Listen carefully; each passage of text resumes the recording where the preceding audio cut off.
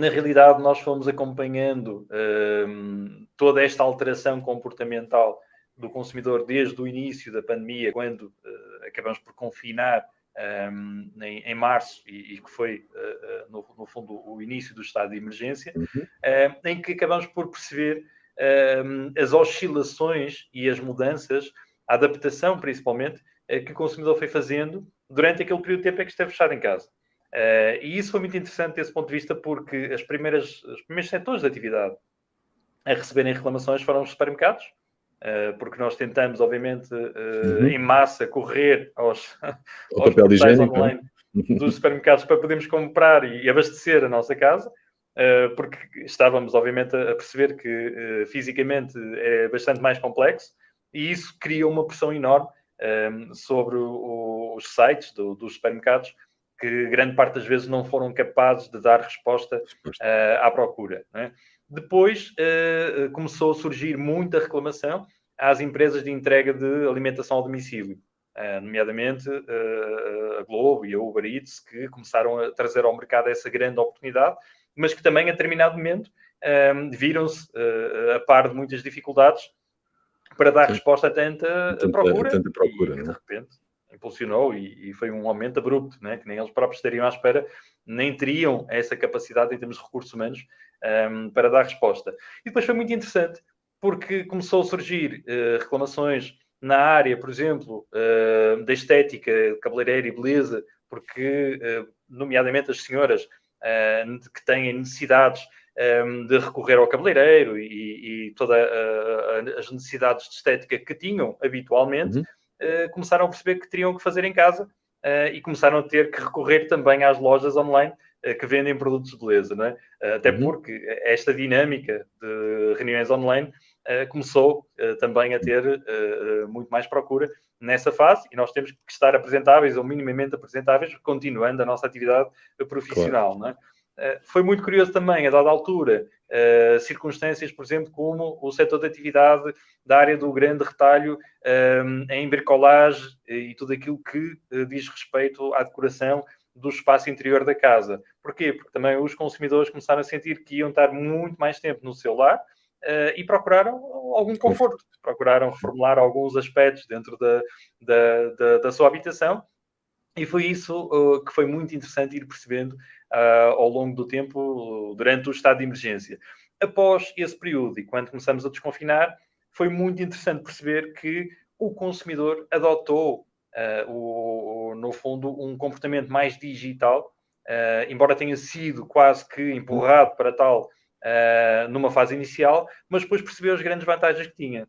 E isso foi muito interessante perceber que, principalmente durante o tempo da Black Friday e depois do Natal, não abrandou, muito pelo contrário, houve um acréscimo muito grande e muito abrupto também da utilização de equipamentos eletrónicos para efetuar as compras no comércio eletrónico em detrimento do comércio tradicional.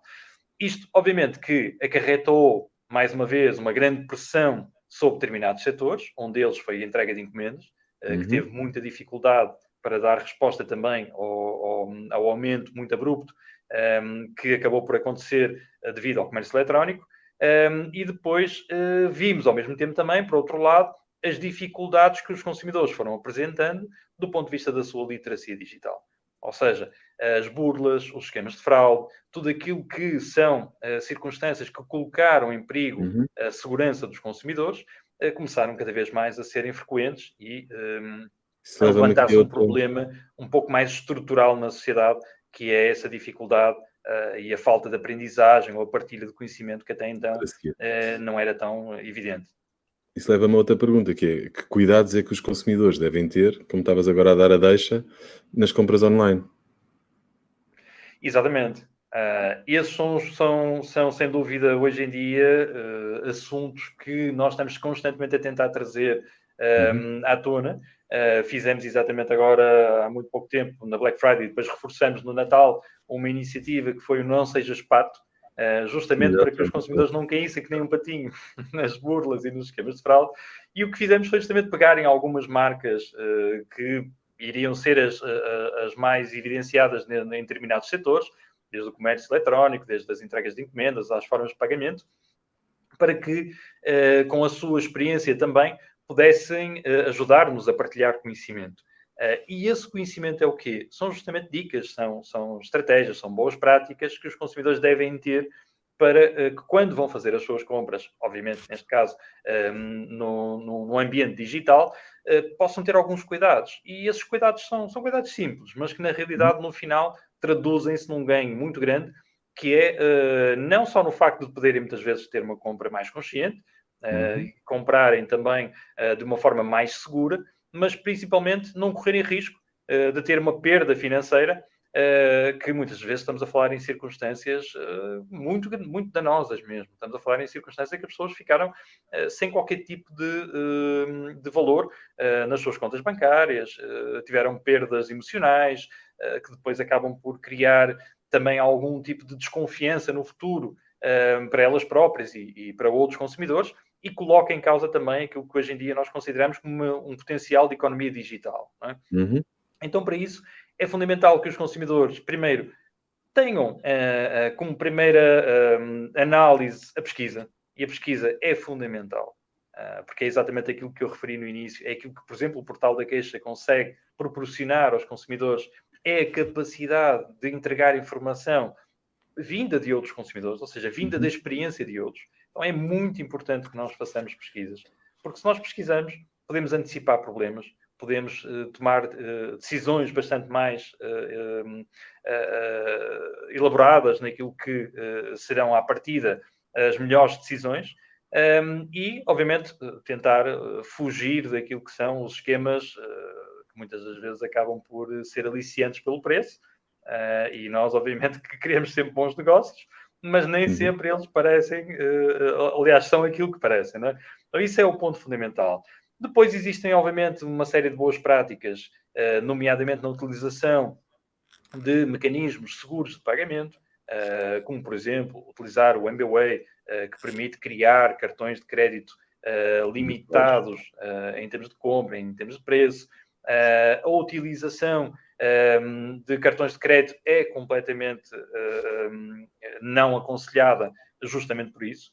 Por isso é que devemos criar este mecanismo. Por exemplo, utilizar o PayPal também é uma ferramenta muito importante e que nos ajuda imenso quando temos problemas com o vendedor. No exemplo que fazemos uma compra, pagamos e depois aquilo que recebemos não é compatível com aquilo que seria a compra inicial, iniciamos uma disputa por via do PayPal e temos a oportunidade do PayPal nos poder devolver o dinheiro e obrigar o vendedor a resolver a situação a nosso favor, caso, obviamente, tenhamos razão. Não é?